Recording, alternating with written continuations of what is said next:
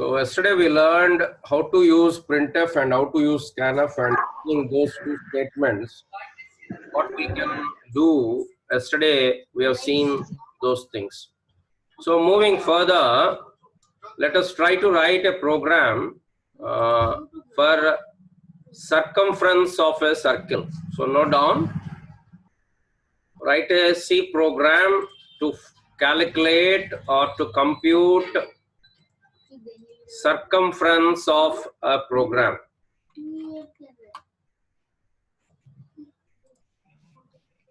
So paina comment lo program to calculate the circumference of a circle. So first మనం ఆలోచించాల్సింది ఏంటి? Circumference ఎట్లా కనుక్కోవాలి? What is the formula for circumference? 2 pi r. 2 pi r. So దీనికి input ఏంటి? మనం ఇవ్వాల్సింది ఏంటి దీంట్లో? రేడియస్. అవుట్పుట్ ఏంటి? సో మనము రేడియస్ కోసం scanf రాస్తాం, సర్కంఫరెన్స్ కోసం printf రాస్తాం. Okay, yeah.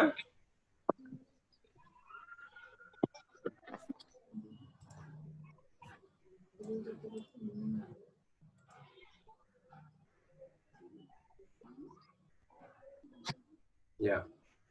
So let us write our program. First, hash include stdio.h. That is the header file. Then void main. So because we have written void, there is no return. If you write int, there should be some return value. So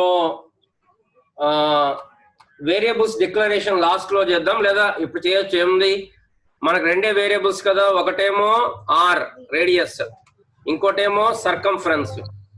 ఈ రెండు మనకి integers అవుతాయా, float అవుతాయా? Float అవుతాయి, ఎందుకంటే points ఉండే chances చాలా ఎక్కువ ఉన్నాయి కాబట్టి ఫ్లోట్ అవుతాయి. రైట్. సో scanf మనం ఫ్లోట్ కాబట్టి percentage F comma ampersand R. So మనకి అక్కడ రేడియస్ వచ్చేస్తుంది, కాకపోతే స్కాన్ నాట్ స్కామ్. ఇక్కడ పైన ఒక స్టేట్మెంట్ ఉంటే బాగుంటది కదా చూడటానికి, printf ఎంటర్ ద రేడియస్. ఇది లేకపోయినా నడిచిపోతుంది, ప్రాబ్లం లేదు. బట్ ప్రోగ్రామ్ చూడగానే మనకు అర్థం కావాలి కాబట్టి we are using enter the radius, scanf. The next one is, so we have taken the input, now we have to calculate the circumference, that is c is equal to 2 into 3.1 into is asterisk star or asterisk antam a number symbol ni pi is 3.14 into r semicolon. Next obviously printing, so printf the circumference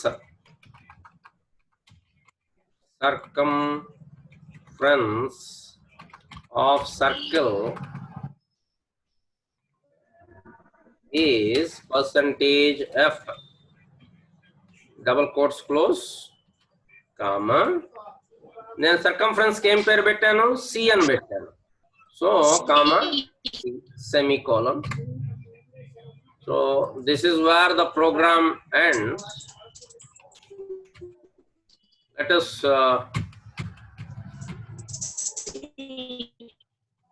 build, save the program.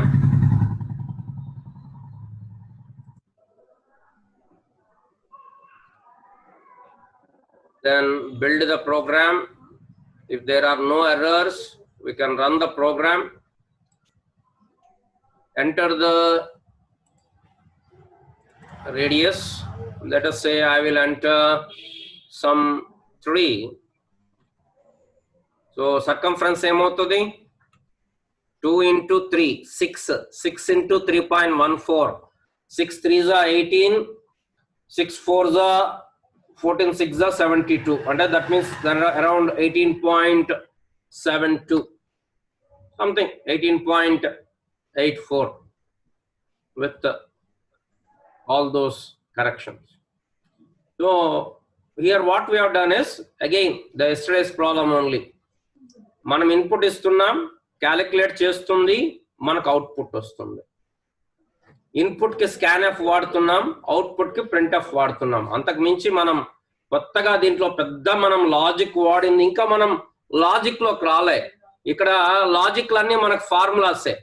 మనకు formula వస్తే నానా go to bath Goldie go to bath. So ఇక్కడ మనం పెద్ద logic apply చేయట్లే. ఇక్కడ మనం ఏం నేర్చుకుంటున్నాం అంటే ఈ ప్రోగ్రామ్స్ అన్నిట్లో కూడా మనం ఇన్పుట్ ఇస్తే అవుట్పుట్ క్యాలిక్యులేట్ చేసి, క్యాలిక్యులేట్ చేయడానికి ఆల్రెడీ ఫార్ములా ఉంది కాబట్టి మనం అవుట్పుట్ రాస్తున్నాం. ఇక్కడ మనం నేర్చుకునేది ఏంటి ఇన్పుట్ అండ్ అవుట్పుట్. ఇక్కడ ఈ ప్రోగ్రామ్ లో ఇంకొక మోడిఫికేషన్ చేయొచ్చు. ఇక్కడ 2πr కాబట్టి ఈ 3.14 రాయకుండా ఇక్కడ యాష్ ఇంక్లూడ్ కింద దీన్ని ప్రీ ప్రాసెసర్ డైరెక్టివ్ అంటారు. ఈ పైన వాయిడ్ మెయిన్ కంటే పైన ఉండే వాటన్నిటిని ఏమంటారంటే pre processor directives. Pre processor directives. So ఇక్కడ ash define, we can define a constant. Let us define the constant pi as 3.14. Pi space 3.14, no semicolon, no colon, nothing. ఇక్కడ నేను pi అనే constant ని డిఫైన్ చేస్తున్నాను. నా ఇష్టం, ఇది పేరు ఏదైనా పెట్టుకోవచ్చు. నేను p పెట్టుకోవచ్చు, phi పెట్టుకోవచ్చు, లేదా జనరల్ గా ఏంటంటే క్యాపిటల్స్ పెట్టడం అలవాటు, పెట్టాలని రూల్ ఏం లేదు. సో ఇప్పుడు పై అన్న వాడిన చోటల్లా నాకు 3.14 వస్తుంది. సో ఇక్కడ నేను 3.14 బదులు ఏం వాడతాను అంటే capital PI. So constant define చేశాను ఇక్కడ నేను. Save and build and run. మళ్ళీ సేమ్ ప్రోగ్రామ్. ఇక్కడ ఎంటర్ ద రేడియస్, మళ్ళీ 3 ఇచ్చాను. Answer is 18.84. So please note down this.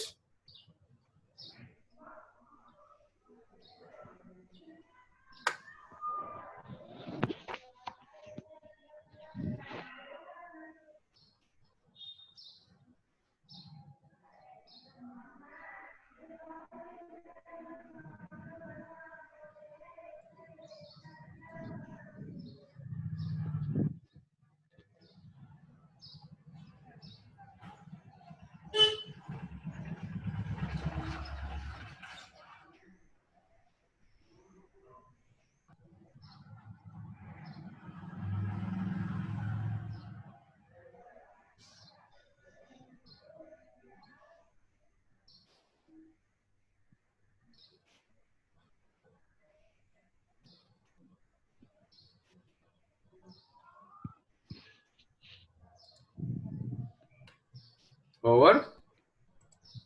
Yes sir. Now let us write last program. Sir అక్కడ define చేయకపోయినా ఏం కాదా సార్ పై 3.14 అని? చేయకుండా ఇక్కడ డైరెక్ట్ 3.14 రాసుకున్నాంగా మనం ఇక్కడ ఇందాకలా. అలా అయినా రాసుకోవచ్చు. అంతే. ఏంటంటే ఈ ఫీచర్ ఉంది అని మీకు చెప్పడానికి అంతే. Okay sir. ఇప్పుడు ఈ పై అనేది 4-5 సార్లు వచ్చింది అనుకోండి ప్రోగ్రామ్ లో, ప్రతిసారి 3.14 రాసే బదులు ఒకేసారి రాయొచ్చు అనమాట. అట్లా యూస్ఫుల్ అవుతుంది ఎక్కువ సార్లు వచ్చినప్పుడు. ఒక్కసారి వచ్చినప్పుడు ఇక్కడ చేసినా పెద్ద తేడా ఏం లేదు. రైట్. సో ఈ మోడల్లో లాస్ట్ ప్రోగ్రామ్ రాద్దాం. Program to calculate simple interest SI for given principal amount rate of interest and time. Program to calculate simple interest for given principal amount, rate of interest and time period. So what is the logic here? PTR by 100 PTR by 100. 100 That P is the principal amount into right the time and R is or the rate rate of of interest. interest by 100. So ఇక్కడ input ఎన్ని variables ఉన్నాయి? 3 variables 4 variables three interest ఉంటుంది కదా అవునమ్మా. PTR 3 variables input. Output interest, simple interest or SIR S. Okay calculation formula is PTR by 100. So ఇక్కడ అది float ఉండొచ్చు కాబట్టి టైం ఫ్లోట్ ఉండదు జనరల్ గా. సో ఇక్కడ ఏం చేద్దాం, ఫ్లోట్ లో ప్రిన్సిపల్ P అందాం, రేట్ ఆఫ్ ఇంట్రెస్ట్ ఫ్లోట్ ఉండొచ్చు, కానీ టైం పీరియడ్ జనరల్ గా ఇంటీజరే ఉంటదిగా టైం పీరియడ్. తర్వాత ఇంట్రెస్ట్, సింపుల్ ఇంట్రెస్ట్ SI, అది ఫ్లోట్ ఉండొచ్చు. సో ఇక్కడ సెమీకోలన్, ఇక్కడ semicolon. So first enter the principal amount. So అది ఫ్లోటే కాబట్టి percentage of ampersand P, first statement. Next enter the rate of interest.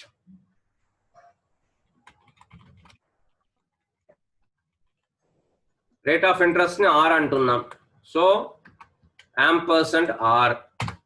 Next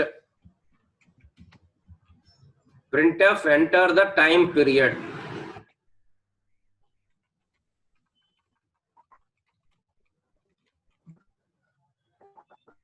అన్నిట్లో స్లాష్ అని పెట్టుకుంటున్నాను కొత్త లైన్ రావడానికి. ఇక్కడ పర్సంటేజ్ F కాదు, నేను బికాస్ T ని I have defined it as integer.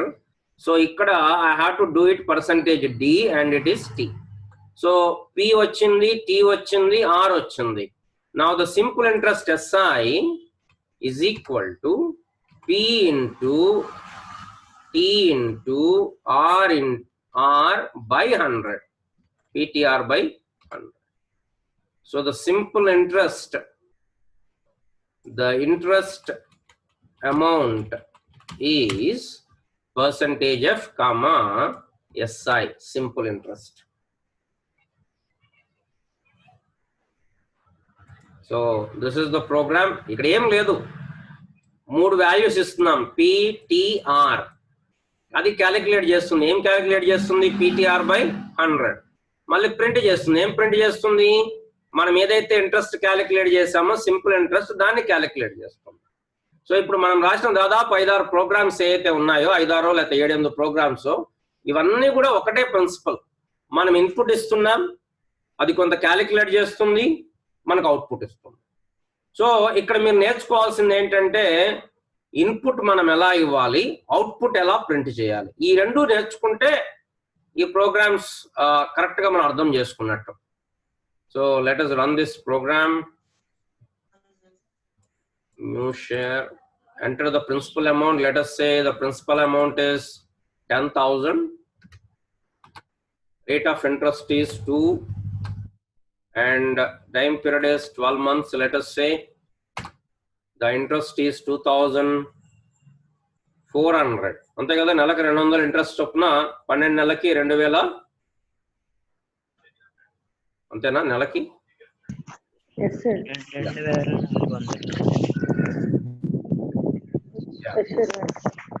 So this is the, so ఇట్లా మనం ఎన్ని ప్రోగ్రామ్స్ అంటే మ్యాథమెటికల్ ఫార్ములాస్ ఉన్నటువంటి వాటన్నిటిని కూడా మనం రాసుకోవచ్చు ఎటువంటి ఇది లేకుండా. ఇక్కడ మనం అర్థం చేసుకోవాల్సింది ఏంటంటే క్లీన్ గా స్కాన్ఎఫ్ ఎలా వాడాలి అండ్ ప్రింట్ఎఫ్ ఎలా వాడాలి. ఈ రెండు కరెక్ట్ గా, అంటే ఎక్కడ ప్రింట్ చేస్తున్నాం, ఏం ప్రింట్ చేస్తున్నాం, ఎక్కడ పర్సంటేజ్ ఆఫ్ ఎక్కడ పర్సంటేజ్ F పెట్టాలి, ఎక్కడ పర్సంటేజ్ D పెట్టాలి, ఇవన్నీ కూడా మనం కరెక్ట్ గా ఆలోచించి కరెక్ట్ గా చేయగలిగితే మేజర్ గా జరిగే మిస్టేక్స్ ఏంటంటే, ఫస్ట్ స్టార్టింగ్ లో మీరు ప్రోగ్రామ్ చేసినప్పుడు మేజర్ గా జరిగే మిస్టేక్స్ ఏంటంటే, నంబర్ 1 వాయిడ్ కి మెయిన్ కి మధ్యలో స్పేస్ మర్చిపోతారు. తర్వాత ఈ బ్రాకెట్స్ ఒక్కోసారి ఓపెన్ చేస్తారు, క్లోజ్ చేయడం మర్చిపోతారు. సెమీకోలన్ మర్చిపోతారు. డబుల్ కోట్స్ ఒక్కోసారి ఓపెన్ అవుతాయి, క్లోజింగ్ మర్చిపోతాం. జనరల్ గా జరిగే మిస్టేక్స్ అవి. ఒక్కోసారి ఈ కామా డబుల్ కోట్స్ లోపలికి వస్తుంది. సో ఇవి జనరల్ గా జరిగేటువంటి mistakes. Okay, now let us move on to the next chapter called branching. ఇప్పటిదాకా మన ప్రోగ్రామ్ అంతా కూడా ఒక సీక్వెన్స్ లో పోతుంది. ఒక్కోసారి మనకు బ్రాంచ్ అంటే మనకి ఎట్లా రోడ్డు మీద పోయేటప్పుడు చౌరస్తా వస్తుంది. చౌరస్తా వచ్చినప్పుడు వాట్ వీ డూ, చౌరస్తాలో మనం అటు ఇటు చూసి we will take a decision that is known as if and else. అంటే కొన్నిసార్లు కొన్ని కండిషన్స్ వస్తాయి. కండిషన్ ట్రూ అయితే ఒక బ్రాంచ్ తీసుకుంటాం, కండిషన్ ఫాల్స్ అయితే ఒక బ్రాంచ్ తీసుకుంటాం. సపోజ్ మనం ఏదో పోయి కొందామని పోయాం, మన దగ్గర 1000 రూపీసే ఉన్నాయి. సో అక్కడ ఉన్న మనం కొందామని పోయిన చోట 2 ఆప్షన్లు ఉన్నాయి. ఒకటి 700 ఉంది, ఇంకోటి 1500 ఉంది. సో మనం ముందేం చేస్తాం, చెక్ చేసుకుంటాం. ఏం చెక్ చేస్తాం, నా దగ్గర ఉన్న మనీ సరిపోతుందా లేదా. సరిపోతే we will go to the 1500 one. సరిపోవట్లేదు, ఫాల్స్, దీన్ని అప్పుడు ఇంకో ఆప్షన్. సో ఈ కండిషన్ లోంచి వచ్చేది ఏంటంటే ట్రూ ఆ ఫాల్స్. దీన్ని ఏమంటామంటే బూలియన్ వేరియబుల్ అంటాం. బూలియన్ వేరియబుల్స్ అంటే ఏంటి, వాటికి 2 వాల్యూస్ ఉంటాయి, ట్రూ ఆర్ ఫాల్స్. అంటే 1, ఫాల్స్ అంటే 0. సో దీన్ని ఫ్లో చార్ట్ అంటాం, ఫ్లో డయాగ్రామ్ అంటాం. ఎప్పుడైనా కండిషన్ ని డైమండ్ సింబల్లో, రాంబస్ సింబల్లో రాస్తాం. ఈ కోడ్ మనం క్యాలిక్యులేట్ చేసాము, SI is equal to PTR by 100, area is equal to pi into R into R, circumference is equal to 2 into pi into R. ఇట్లాంటివన్నీ rectangle లో రాస్తాం. ప్రింట్ఎఫ్ స్కాన్ఎఫ్ ని parallelogram లో రాస్తాం. సరే, అది తర్వాత మనం చూడొచ్చు ఎప్పుడన్నా. ఇది నోట్ చేసుకోండి. సో ఇక్కడ కండిషన్ ఉన్నప్పుడు గుర్తుపెట్టుకోవాల్సింది ఏంటంటే క్లారిటీగా ఆలోచించాలా, దాంట్లో ఏం పెద్ద విషయం ఏం లేదు. కండిషన్ ట్రూ అయితే ఏం చేయాలి, కండిషన్ ఫాల్స్ అయితే ఏం చేయాలి అంటే, ఇఫ్ ఒక కండిషన్ ఇస్తాం బ్రాకెట్ లో, ఆ కండిషన్ ట్రూ అయితే ఏం చేయాలో రాస్తాం, ఫాల్స్ అయితే ఏం చేయాలో కూడా రాస్తాం. ఈ డయాగ్రామ్ గీయండి ఒకసారి, సింపుల్ డయాగ్రామ్.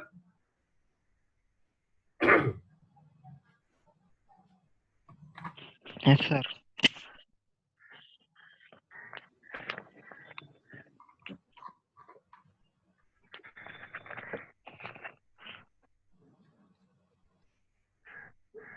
సో సిలో సింటాక్స్ ఎట్లా అంటే, స్మాల్ ఇఫ్, క్యాపిటల్స్ లేవు, స్మాల్ IF, ఇఫ్ ఇన్ ఈ బ్రాకెట్స్, మనం ఏ బ్రాకెట్స్ పెడితే ఆ బ్రాకెట్స్ వాడొద్దు. ఈ బ్రాకెట్స్ లో కండిషన్, మనం ఏం కండిషన్ చెక్ చేయాలనుకుంటున్నాం రాసిన తర్వాత పారాంథసిస్ ఓపెన్, ఇది braces open, curly braces open. ఇక్కడ ఒకవేళ ఆ కండిషన్ ట్రూ అయితే మనం ఏం చేయాలనుకుంటున్నాం అయిపోద్ది, అక్కడికి ఆ స్టేట్మెంట్స్ అన్ని రాస్తాం. నెక్స్ట్ ఎల్స్ అంటే ఒకవేళ ఆ కండిషన్ ఫాల్స్ అయితే ఏం రాయాలి, కండిషన్ ట్రూ అయితే ఏం రాయాలో ఇక్కడ, కండిషన్ ఫాల్స్ అయితే ఏం రాయాలో ఇక్కడ. Note down here, note down this statement. దీని సింటాక్స్ అంటాం, if and else syntax.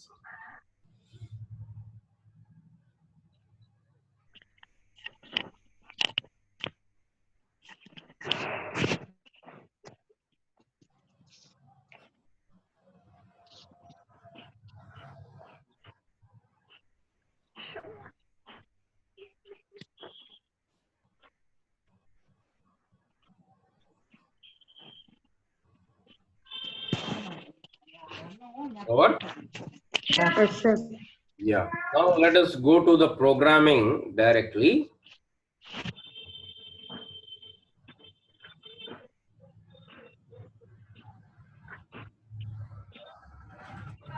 New file.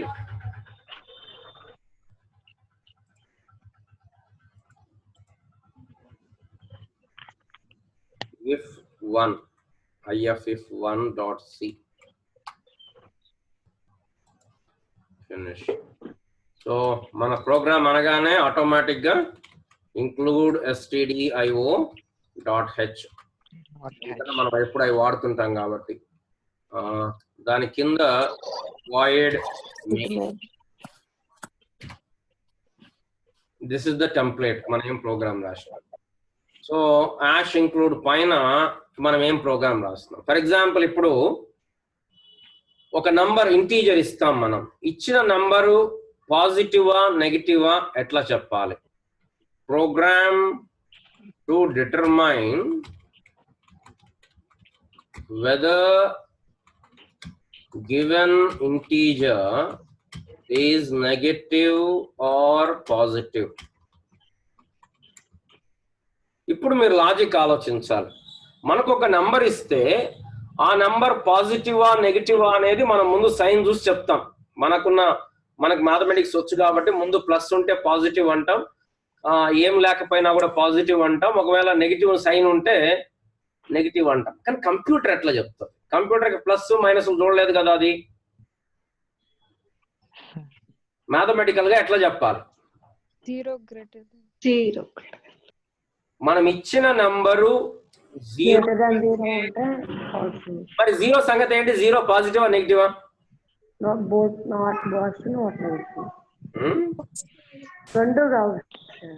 సరే ఇప్పుడు పాజిటివ్ తీసుకుందాం. మనం ఇచ్చిన నంబర్ జీరో కంటే జీరో ఈక్వల్ అయినా లేదా జీరో కంటే ఎక్కువ ఉంటే పాజిటివ్ అందాం, జీరో కంటే తక్కువ ఉంటే నెగిటివ్ అందాం. సో ఫస్ట్ ఒక నంబర్ ఇవ్వాలి కదా మనం. ఇంట్ number num printf enter a number /n semicolon scanf. మనం ఇచ్చిన నంబర్ తీసుకోవాలిగా కంప్యూటర్ అంటే ఏం రాయాలా? scanf %d num అనే పేరు ఇచ్చాం. ఇక్కడ వరకు మీకు తెలిసిన విషయమే. ఇప్పుడు ఈ నమ్ అనేది గ్రేటర్ దాన్ 0 అయితే అది పాజిటివ్, కాకపోతే అది నెగటివ్. సో ఇందాక నేను చెప్పిన సింటాక్స్ ప్రకారం ఇఫ్ కండిషన్, ఈ కండిషన్ ట్రూ అయితే ఏం చేయాలో రాస్తాను, కండిషన్ ఫాల్స్ అయితే ఏం చేయాలో రాస్తాను. ఇది మన if and else template. So ఈ కండిషన్ ఏంటి? ఇప్పుడు నంబర్ 0 కంటే పెద్దదా అంటే if num is greater than 0 or symbol పెట్టి ఇంకోటి కూడా రాయలేదు, నమ్ ఈక్వల్ 0 అని. ఓకే, ఈక్వల్ టు 0 కూడా రాద్దామా? సరే,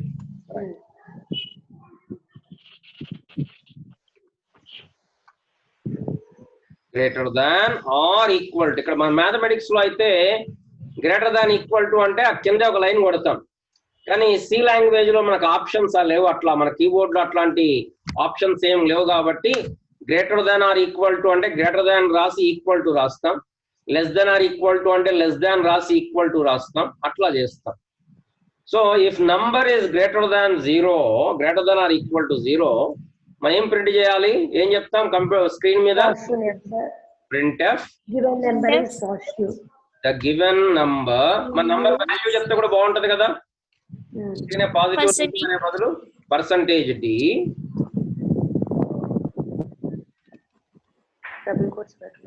డబుల్ కోట్స్ అమ్మా.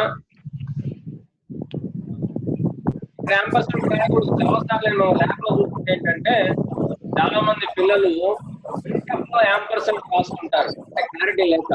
ప్రింట్ఎఫ్ లో యాంపర్సెంట్ రాయకూడదు, only numbers. So %d is positive, is positive integer. Double quotes close, comma, num, semicolon. Disturbance వస్తుంది. Amma, read out. డిస్టర్బెన్స్ వస్తుంది, వినిపించట్లేదు. So, I will do one thing. I'll mute everybody. ఎవరి దగ్గర వస్తున్నట్టుంది. Yeah. Okay. ఏమైనా doubt ఉంటే you can unmute yourself and ask me, right? So ఇప్పుడు next ఏంటంటే ఎల్స్. ఎల్స్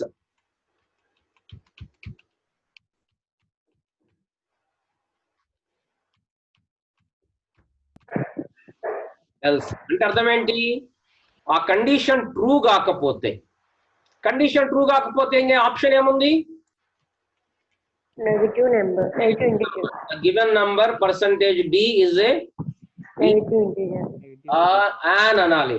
సర్లే వద్దులేండి, an negative integer. Positive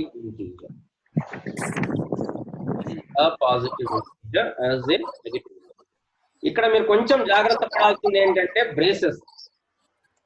correct గా ఇక్కడ ఓపెన్ చేసాం, ఇది ఇక్కడ క్లోజ్ చేసాం, ఇది ఇక్కడ ఓపెన్ చేసాం, ఇది క్లోజ్ చేసాం, ఇది ఇక్కడ ఓపెన్ చేసి ఇక్కడ ఇది క్లోజ్. కరస్పాండింగ్ కరెక్ట్ గా ఉండాలి.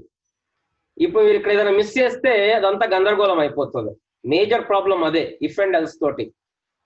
యాక్చువల్ గా చూస్తే ఇక్కడ ఓన్లీ వన్ స్టేట్మెంటే కాబట్టి ఇది నేను ఇయ్యకపోయినా నడుస్తుంది. కానీ ఇవ్వటం అనేది good habit. Only one statement ఉన్నప్పుడు బ్రేసెస్, కర్లీ బ్రేసెస్ రాయాల్సిన పని లేదు.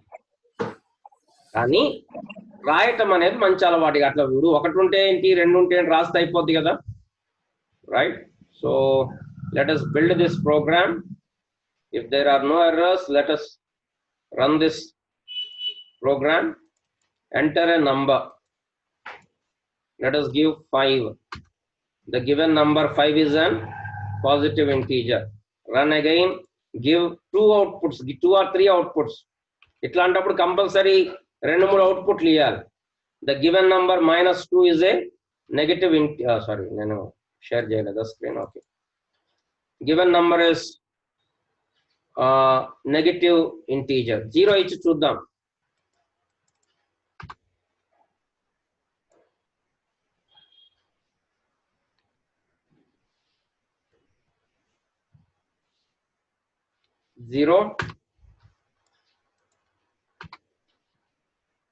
Zero is a positive integer. Note down this please. మీరు ప్రోగ్రామ్ రాసేటప్పుడు కూడా ఇప్పుడు ఎట్లా ఉంది, ఇండెంట్ అంటాం. ఇప్పుడు ఈ బ్రాకెట్ రాసిన తర్వాత కొంత స్పేస్ ఇచ్చి ఇవన్నీ రాస్తున్నాం. మళ్ళీ ఇఫ్ తర్వాత బ్రాకెట్ రాసి కొంత స్పేస్ వచ్చి, ఇట్లా మీరు ప్రోగ్రామ్ రాసేటప్పుడు కూడా దిద్దే వాళ్ళకి లేకపోతే మనకు అర్థం కావాలన్నా వేరే వాళ్ళకి అర్థం కావాలన్నా మీరు ఇట్లా రాయటం అనేది మంచి హ్యాబిట్. కొంతమంది అన్ని వరుస పెట్టి రాస్తారు, అక్కడ అర్థం కాదు. సో ఇట్లా బ్లాక్ వైజ్ గా కొంచెం గ్యాప్ ఇచ్చి ట్యాబ్ స్పేస్ ఇచ్చి రాస్తే it will be good. Note on this programme.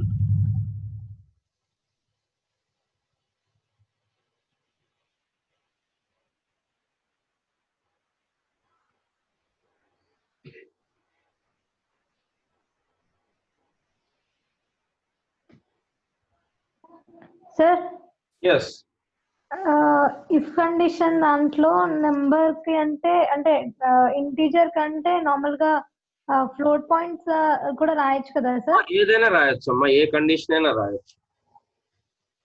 Okay, thank you sir.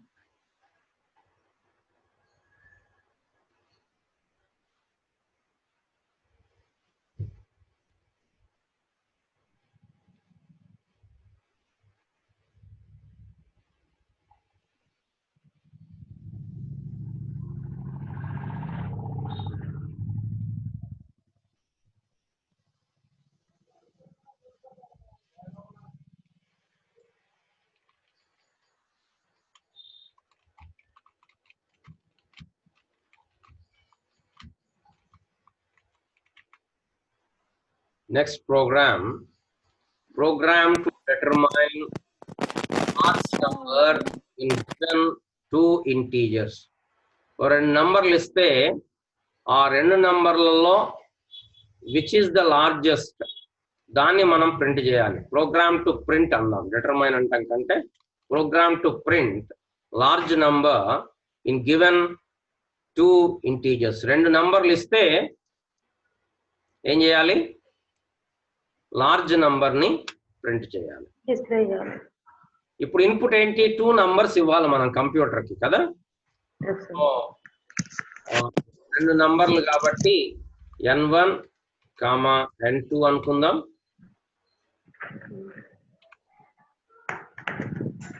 So printf enter 2 numbers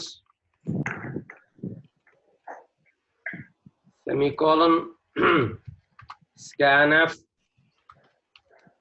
percentage d percentage e use percentage d's without any space, without any comma, double quotes close, ampersand n1, sorry, ampersand kada, ampersand n1 comma ampersand n2 అమ్మా. Sir, ఏం లేదు.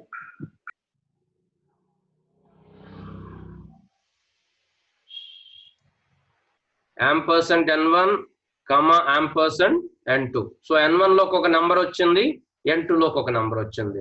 ఇప్పుడు ఎట్లా determine చేస్తాను చెప్పండి? రెండు నంబర్లు ఇస్తే ఏది పెద్దని మీరు ఎట్లా చెప్తారు మ్యాథమెటికల్ గా?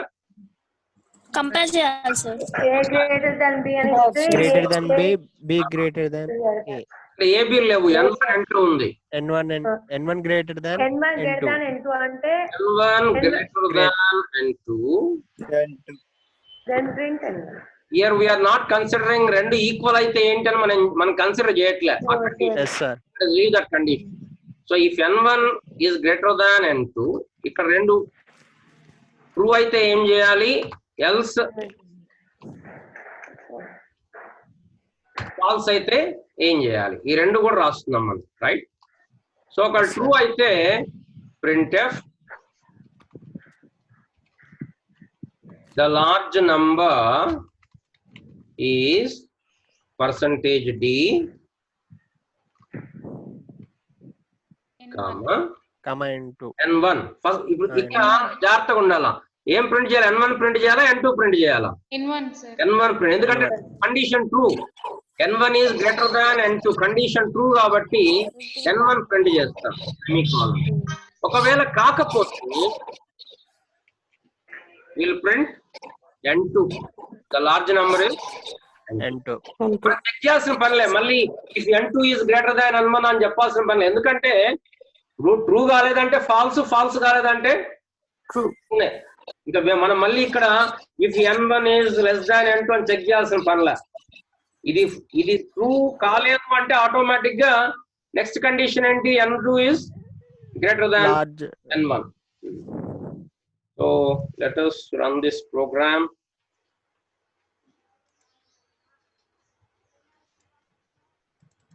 Enter 2 numbers. Let us give 10. Enter 25.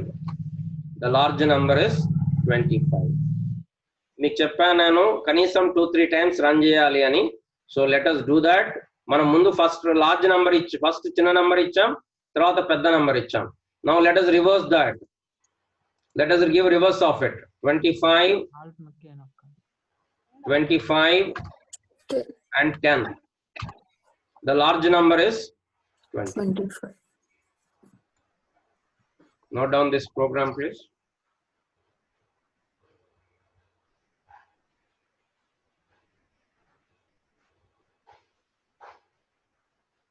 Gonna comb your hair. No, you didn't.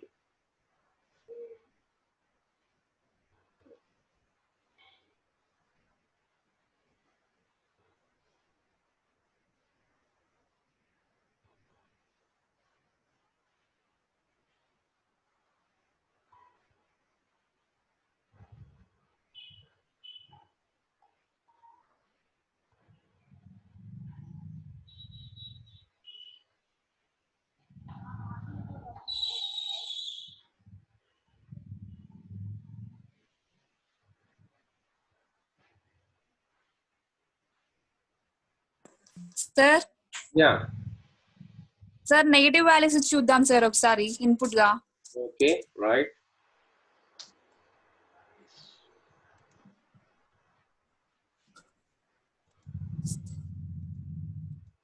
-3 -10, which is larger? -3 sir. -3. The number is okay sir.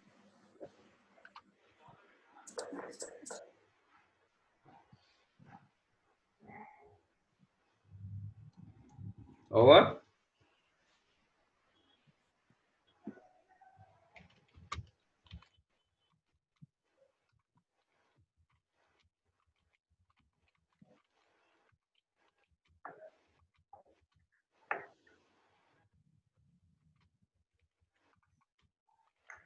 Over.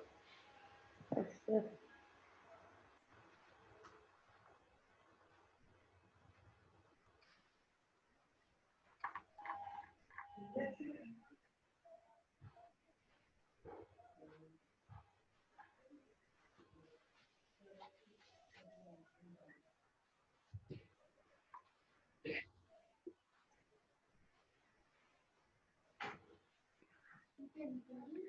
ఇంకో 15 minutes టీవీ పెట్టుకుంటావా?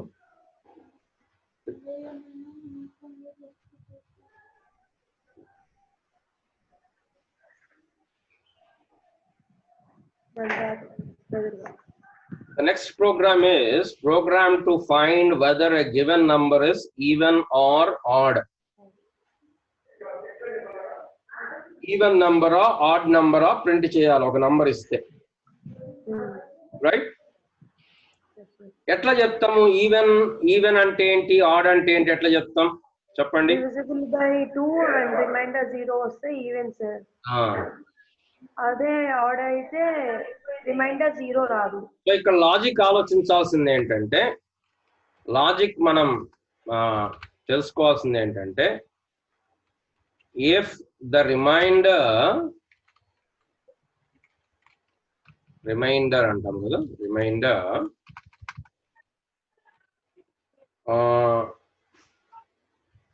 ఆఫ్ డివిజన్ బై 2, ఒక నంబర్ ని 2 తో డివైడ్ చేస్తే reminder 0 వస్తే equal to 0 అయితే that is an even number. ఇప్పుడు suppose 2, 4, 6, 8, 10, 12, 14, something like that. All these are even numbers. ఎందుకు? 2 తో డివైడ్ చేస్తే రిమైండర్ 0 వస్తుంది. 2 తో డివైడ్ చేస్తే రిమైండర్ 0 వస్తే ఈవెన్ నంబర్. ఆ లాజిక్ మనకు తెలిసి ఉండాలి. ఒకవేళ కాకపోతే, if remainder is not 0,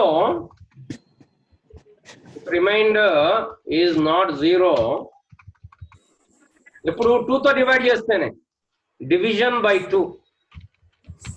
మనకి డివిడెంట్ అవసరం లేదు ఇక్కడ. ఇప్పుడు 12 ని 2 తో డివైడ్ చేశారనుకోండి, డివిడెంట్ ఎంత?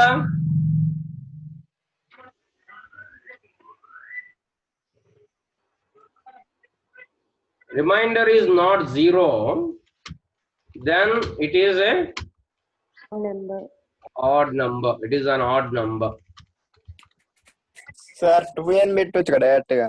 అమ్మా 2n పెట్టొచ్చు కదా సార్? n ప్లేస్ లో 1 2 3 పెడితే ఈవెన్ నెంబర్స్ వచ్చేస్తాయి కదా. నేను ఇక్కడ ఈవెన్ నంబర్స్ ప్రింట్ చేయట్లా, ఒక నంబర్ ఇస్తున్నా. ఓకే. ఆ నంబర్ ఈవెనా ఆడా అనేది చెక్ చేయాలి. అప్పుడు ఇఫ్ ఆర్ ఎల్స్ రెండు రాయాలి కదా సార్? అవును కదా మరి. సో ఇక్కడ ప్రాబ్లం ఏంటంటే, ఫస్ట్ది మనం రిమైండర్ కనుక్కోవాలి. రిమైండర్ కనుక్కోవటానికి సిలో ఒక ఆపరేటర్ ఉంది. అర్థమెటిక్ ఆపరేటర్స్ లో సిలో plus addition operator, minus subtraction operator, asterisk or star multiplication operator, forward slash, మనం స్లాష్ అని బ్యాక్వర్డ్ స్లాష్ వాడుతున్నాం, forward slash division operator, and percentage symbol is called modulus operator or remainder modulus operator. ఇది ఏం చేస్తుంది అంటే remainder ని ఇస్తుంది. That remainder we can calculate. ఇప్పుడు 6/2 అనుకోండి, రిమైండర్ ఎంత? 0. 0. 7/2 రిమైండర్ ఎంత? 1 sir. ఎందుకు 0 రాదా అక్కడ? 3.5 పెట్టకూడదా? కానీ మన ఇంటీజర్ తీసుకుంటే డెసిమల్ వాల్యూ పనిచేస్తుంది. ఇక్కడ ఈ మాడ్యులస్ ఆపరేటర్ అనేది this is only for integers. ఎందుకంటే రిమైండర్ అనేది ఎప్పుడు వస్తుంది?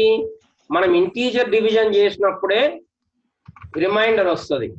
రియల్ డివిజన్ చేసాం అనుకోండి, 7/2 అంటే 3.5, 9/2 అంటే 4.5. కాబట్టి మనం ఇక్కడ ఫ్లోట్ అంటే డివిజన్ ఆపరేటర్, ఈ రిమైండర్ ఆపరేటర్ పనిచేయదు. అర్థమవుతుందా? రిమైండర్, మనకి రిమైండర్ కావాలి అంటే నంబర్లు ఏమై ఉండాలి? 2 ఇంటీజర్లు అయి ఉండాలి. 2 ఇంటీజర్లు అయి ఉండాలి, అప్పుడే మనకి రిమైండర్ వస్తుంది. సో ఇప్పుడు ఏం క్యాలిక్యులేట్ చేస్తాను? ఒక నంబర్ ఉందంటే a%2, అది 0 అయితేనేమో ఈవెన్ నంబర్, కాకపోతే odd number. That is the logic. అది మనకు అర్థమైతే రాయటం అనేది సింపుల్. సో ఒక నెంబరే కదా మనం ఇక్కడ ఇచ్చేది. సో ఇంట్ printf, ఇక్కడ we have to be careful, enter an integer, not real, right? Enter an integer. Automatic గా స్లాష్ అని రాయటం అనేది మన అలవాటు అయిపోవాలి. అది ఇక మన ప్రోగ్రామింగ్ లో పార్ట్ అయిపోవాలి. printf అన్న చోట ఇది ఏదో తప్పదనుకుంటే తప్ప కంపల్సరీగా స్లాష్ అని అనేది ఇవ్వటం అనేది మంచి అలవాటు. Clean habit, clean programming habit. Enter. ఇచ్చిన నెంబర్ ను తీసుకోవడానికి scanf %d, %num సెమీకోలన్. ఇప్పుడు ఇఫ్ అమ్మా % d की डबल को యా ఉండవాలిగా సార్. Correct, good. ఓ పని చేద్దాం, రిమైండర్ ని ఆర్ అందాం, లేదా REM అందాం, remainder. Okay, let us calculate the remainder first before going to the loop. Remainder is equal to num 2 తో డివైడ్ చేస్తే రిమైండర్ కావాలి మనకి. సో num %2 రిమైండర్ వచ్చింది. ఇప్పుడు కండిషన్ ఏంటంటే ఇఫ్ రిమైండర్ ఈక్వల్ టు 0. ఇక్కడ గుర్తుపెట్టుకోండి, ఇక్కడ నేను రిమైండర్ ఈక్వల్ టు 0 అంటే అసైన్మెంట్ జరుగుతుంది. సింగిల్ ఈక్వల్ టు ఇచ్చినప్పుడు ఏమైందంటే రైట్ హ్యాండ్ సైడ్ ఉన్న వాల్యూ లెఫ్ట్ హ్యాండ్ సైడ్ ఉన్నటువంటి దానికి అసైన్ అవుతుంది. దాన్ని ఏమన్నాం మనం? అసైన్మెంట్ అన్నాం. ఇగో ఇది assignment. First right side calculate అవుతుంది, ఈ క్యాలిక్యులేట్ అయింది దీనికి అసైన్ అవుతుంది. కానీ ఇక్కడ కండిషన్ లో నాకు అసైన్మెంట్ కాదు కావాల్సింది, చెక్ చేయటం. సో ఈ రెండు ఈక్వలా కాదా చెక్ చేయటానికి సిలో ఉన్న ఆపరేటర్ ఏంటంటే double equal to. Double equal to ఎప్పుడు వాడతాము అంటే రెండు ఈక్వలా లేదా చెక్ చేయటానికి డబుల్ ఈక్వల్ టు వాడతాం. సో ఇప్పుడు ఇక్కడ రిమైండర్ ఈజ్ ఈక్వల్ టు 0 అని రాస్తే అర్థం ఏంటి? నేనే చెప్తున్నా రిమైండర్ లో 0 స్టోర్ చేయమని. నా ఉద్దేశం అది కాదు కదా. చెక్ చేయాలి. చెక్ చేయాలి అంటే ఆపరేటర్ ఏంటంటే సిలో డబుల్ ఈక్వల్ టు. పిల్లలు ఇప్పుడు ఈ రోజు మనం రెండు కొత్త ఆపరేటర్స్ నేర్చుకుంటున్నాం. ఒకటి రిమైండర్, మాడ్యులస్ ఆపరేటర్ అంటాం. రిమైండర్ అనొద్దు, రిమైండర్ ఇస్తుంది, బట్ దాని పేరు mod operators or modulus operator. రెండవది ఈక్వల్ టు, అంటే చెకింగ్, ఈక్వల్ టు వెరిఫికేషన్, దానికి double equal to symbol. So if remainder equal to true అంటే అది ట్రూ అయితే ఏం చేయాలి? నెక్స్ట్ ఎల్స్ కాకపోతే ఏం చేయాలి? సో ట్రూ అయితే ఏం చేస్తాం? మన ప్రోగ్రామ్ ఏంటి? printf నేను ఆర్డర్ కనుక్కోవడానికి even number percentage d is an even number. even number. ఆ నంబర్ ప్రింట్ కావాలి కాబట్టి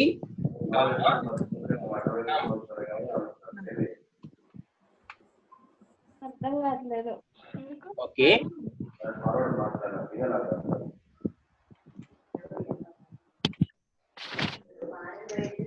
అడగచ్చు కదరా.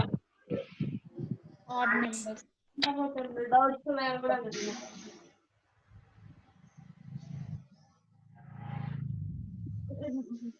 So let us run.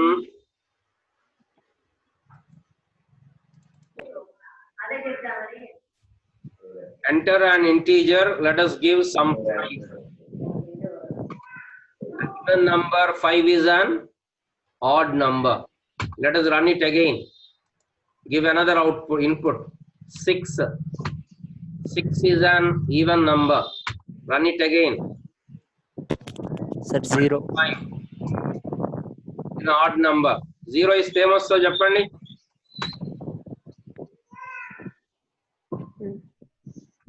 Zero వస్తుంది, ఈవెన్ వస్తుంది. ఇక్కడ మనం ఏం చేస్తున్నామంటే 2 steps. First, we are calculating the remainder. How to calculate the remainder? Modulus operator. Modulus operator. అదేం చేస్తుంది? ఆటోమేటిక్ గా మనకి రిమైండర్ ఇస్తుంది. రెండవది రిమైండర్ ఈక్వల్ టు 0 నా కాదా అని వెరిఫై చేస్తాం. అలా వెరిఫై చేయటానికి డబుల్ ఈక్వల్ టు సింబల్ వాడతాం. Note down this program. Yes, sir. Sir, Yeah. Modulus operator sir, మనం నెంబర్ 1 ఇస్తే ఏమొస్తుంది సార్? చూడండి 1% 2 ఎంత? 0.1. 1 సార్. 2. అంటే 0 వస్తుంది. 1% క్యాలిక్యులేట్ చేయండి. 1 ని 2 తో డివైడ్ చేయండి. రిమైండర్ ఎంత? ఇంటీజర్ డివిజన్ చేస్తే 0.5. 0.5 అంటే 0 వస్తుంది. 1 is odd number. 1 into 0 0, 1 into 1 1, right? అప్పుడు రిమైండర్ ఎంత వస్తుంది? 1 వస్తుంది. 1 వస్తుంది. Okay sir. 1% 2, సారీ 1% 2 అంటే 1 ని 2 తో డివైడ్ చేస్తాం. పోదు కాబట్టి ఏమంటాం? 2 into 0 0. The remainder is 1.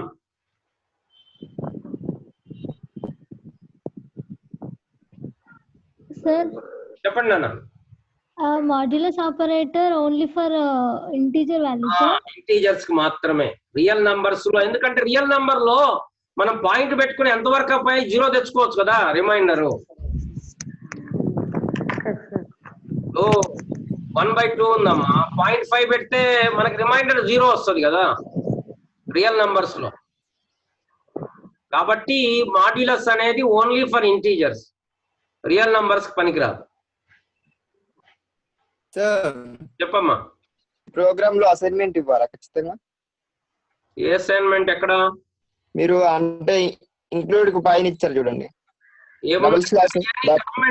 ఇవన్నీ కామెంట్లు ఉట్టిదే. ఇవన్నీ మనకు అర్థం కావడానికి నేను రాశాను.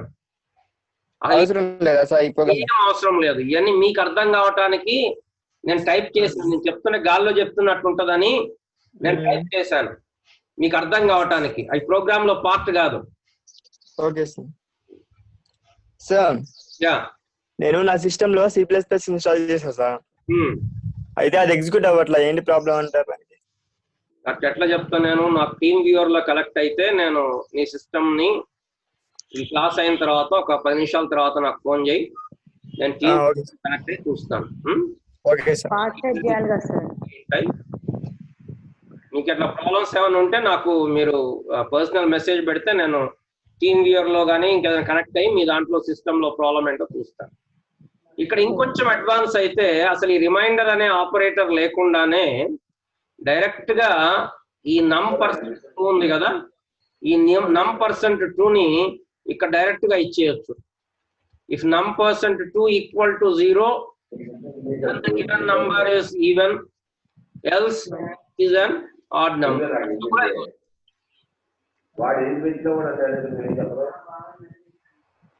So here again enter an integer, let us say give 25. 25 is an odd number. Again run it. 22 is an even number. So అట్లా కూడా రాసేయచ్చు. కాకపోతే ఏంటంటే చూడటానికి బాగుంటుంది కదా అని ఒక రిమైండర్ ఒక వేరియబుల్ క్రియేట్ చేసుకుని దానికి అసైన్ చేసుకున్నాం. So your homework for tomorrow is, try చేయండి, write a program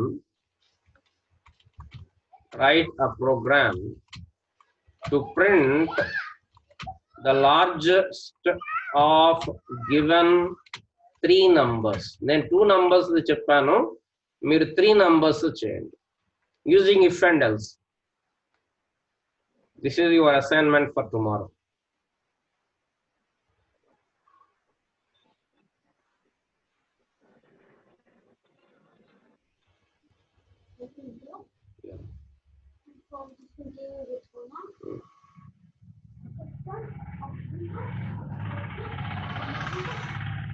So any other doubt?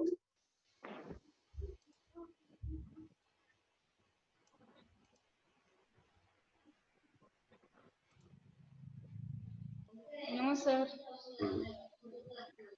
So ఏం నేర్చుకున్నాం ఈరోజు? If and else. ఒక కండిషన్ ఇస్తే ట్రూ అయితే ఏం చేయాలి, ఫాల్స్ అయితే ఏం చేయాలి. నెక్స్ట్ మాడ్యులస్ ఆపరేటర్, అది to calculate the remainder. That is only for integers. Real నంబర్స్కి అది పనిచేయదు. ఎందుకంటే రియల్ నంబర్స్ లో మనం పాయింట్ డెసిమల్ పెట్టుకొని ఎంతవరకు అయినా పోయి 0 తెచ్చుకోవచ్చు. రెండోది కంపారిజన్ ఆపరేటర్. కంపారిజన్ లో less than or equal to, greater than or equal to, అట్లాగే 2 నంబర్స్ ఈక్వలా లేదా కంపేర్ చేయాలంటే డబల్ ఈక్వల్ టు సింబల్ నేర్చుకున్నాం. సో కేసులు బాగా ఉన్నాయి, ఖమ్మంలో కూడా బాగా పెరుగుతున్నాయి. ఎక్కడ బయటకు వెళ్ళొద్దు, అవసరమైతే వెళ్ళినా కూడా డిస్టెన్స్ అనేది మెయింటైన్ చేయండి, మాస్క్ పెట్టుకొని పోండి, వచ్చిన తర్వాత శానిటైజ్ చేసుకోండి. రోజులు అస్సలు బాగాలేవు. మనమంతా మిడిల్ క్లాస్ పిల్లలం. మనం ఇప్పుడు ఐసోలేషన్ లోకి పోయి పెద్ద లక్షలు ఖర్చు పెట్టలేము. సైకలాజికల్ గా కూడా ఐసోలేషన్ పోతే ప్రజలు తట్టుకోలేకపోతున్నారు. కాబట్టి అవసరం ఉంటేనే బయటకు వెళ్ళండి, లేకపోతే బయటకు వెళ్ళొద్దు, జాగ్రత్తగా ఉండండి. Okay sir. Okay, sir. మీరు ఏదైతే 45 లేదా 38 మెంబర్స్ ఉన్నారా, ఇందాక 46 ఉన్నారు, మీరు రెగ్యులర్ గా అటెండ్ కాండి. సో ఫస్ట్ రోజు మనకి 80 మెంబర్స్ ఉన్నారు, అట్లీస్ట్ 40 మెంబర్స్ ఈ లాస్ట్ వరకు, అంటే ఈ 1 month, నెక్స్ట్ ఆగస్ట్ 15th వరకు ఉండండి. లోపల సి maximum. Okay sir. Okay, take care, bye.